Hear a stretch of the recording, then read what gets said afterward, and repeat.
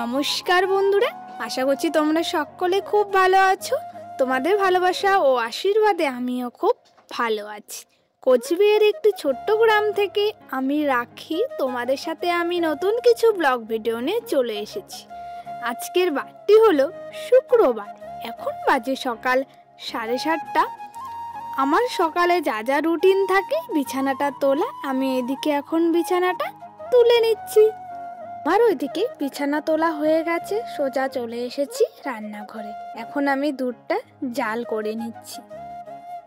আমাদের সবারই চা খাওয়া হয়ে গেছে।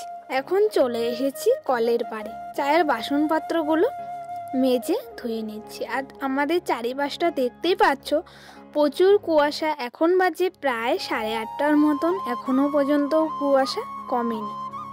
কলের পাড় থেকে সোজা চলে এসেছি আমাদের রান্নাঘরে বারান্দায়। এখন আমি চায়ের বাসনপত্রগুলো জায়গা মতন রেখে দিচ্ছি। এখন বাজে প্রায় 9:30টার মতন।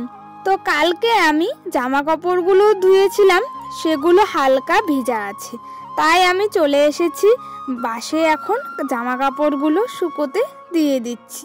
কালে আজকে আমাদের রান্না হয়েছে আলু সিদ্ধ আর বেগুন পোড়া, সেটা দিয়ে আমরা তিনজনে খাওয়া দাওয়া করে নিয়েছি। খাওয়া দাওয়া করে সোজা চলে এসেছি কলের পাড়ে। এখন থালা বাসনগুলো মেজে ধুয়ে নিচ্ছি।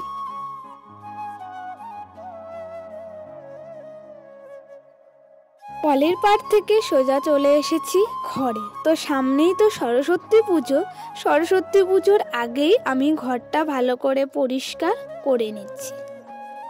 ঘরে যত জিনিসপত্র আছে, শোকেস থেকে টিভি থেকে যা যা আছে, সব আমি একে একে পরিষ্কার করে নিচ্ছি। আমার ওইদিকে প্রায় শোকেসগুলো পরিষ্কার করা প্রায় হয়েই যাচ্ছে। আর শোকেস পরিষ্কার করতে অনেকক্ষণই টাইম লাগে। শোকেসের যত জিনিসপত্রগুলো আছে সব আমি একে একে পরিষ্কার করে নিয়েছি। আর ওইদিকে প্রায় শোকেসটা পরিষ্কার করা হয়ে গেছে। এখন আমি চলে এসেছি ড্রেসিং টেবিলে। ড্রেসিং টেবিলে যত জিনিসপত্রগুলো আছে এক এক করে আমি সব পরিষ্কার করে রাখার চেষ্টা করব।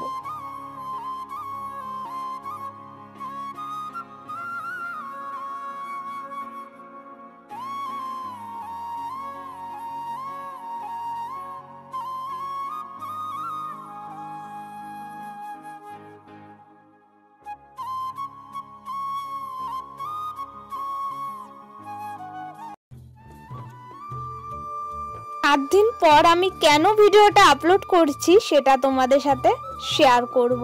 তো বন্ধুরা, আমি ভিডিওটা করেছিলাম, থাম্বনেল, এডিট, ভয়েস সব কিছুই দিয়েছিলাম। যখন আমি আপলোড করব তখন দেখি মোবাইল থেকে ডিলিট হয়ে গেছে। কিভাবে ডিলিট হয়ে গেছে সেটা আমিও জানি না, তাই আর তোমাদের সাথে আমি ভিডিওটা করতে পারিনি। তো আমি শুক্রবারে ভিডিওটা করে শনিবার তোমাদের সাথে ভিডিওটা আপলোড করার চেষ্টা করব। জানি না তোমাদের কেমন লাগবে।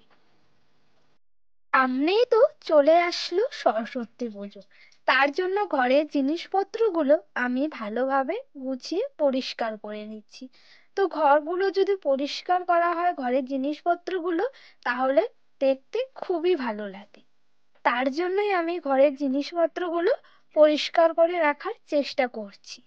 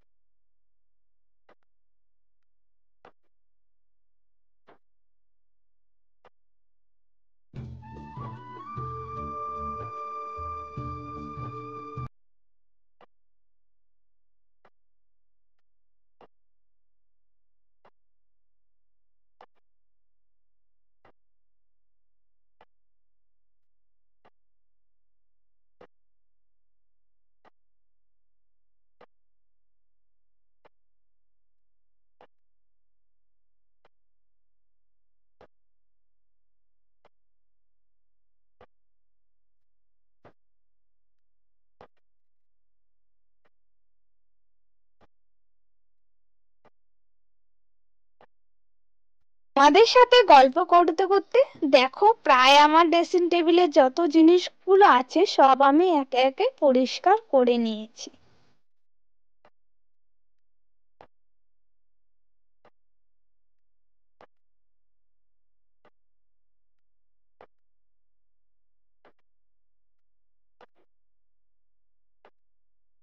আমার এইদিকে প্রায় ড্রেসিং টেবিলটা পরিষ্কার করা হয়ে গেছে। এখন আমি বইয়ের যে র্যাকটা আছে সেটাও আমি এখন পরিষ্কার করে নিচ্ছি। আর এই যত জিনিসপত্র আছে একে একে সব আমি পরিষ্কার করে নিয়েছি। এখন বাজে প্রায় 2টোর মতন। এখন আমি ঘরটাও ঝাড় দিয়ে রাখছি। আজকের আমার ভিডিও তোমাদের কেমন লেগেছে তোমরা কিন্তু অবশ্যই আমাকে কমেন্ট করে জানিও। জানি না আমি ভিডিওটা তোমাদের সাথে কীরকম দিতে পেরেছি। যদি কোথাও ভুল ত্রুটি হয়ে থাকে তোমরা কিন্তু অবশ্যই আমাকে কমেন্ট করে জানিও।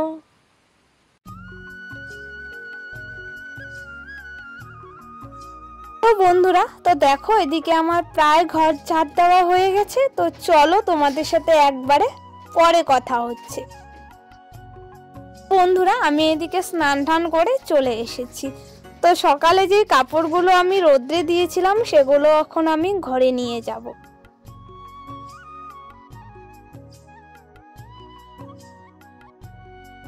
ঘরে এসে আমার কাপড়গুলো আগে আমি ভাঁজ করে নিয়েছি, তারপর আমি এখন মায়ের শাড়িটাও ভাঁজ করে নিচ্ছি। তো বন্ধুরা, আজকের ভিডিওটা কেমন হয়েছে তোমরা কিন্তু অবশ্যই কমেন্ট করে জানিও। তো চলো আজকের জন্য এটুকুই। সবাই ভালো থেকো, সুস্থ থেকো। তোমাদের সাথে নতুন কিছু ব্লগ ভিডিও দেওয়ার চেষ্টা করব।